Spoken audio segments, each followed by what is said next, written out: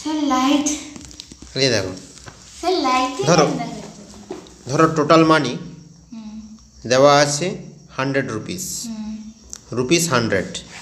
এটাকে আমরা 3:5 রেশিওতে ডিভাইড করতে চাই। কি করে করব? 3/5। তাহলে ফার্স্ট পার্ট কি করে বার করব? দেখো ফার্স্ট পার্ট কত হবে? টোটাল কত? 100 ইন্টু ফার্স্ট পার্টের রেশিও কত আছে? 3। তাহলে 3 ডিভাইড বাই টোটাল রেশিও 3 + 5, তো কত আসবে? 300 ডিভাইড বাই 8। বোঝা গেল? হ্যাঁ। আর সেকেন্ড পার্ট কত হবে বলো?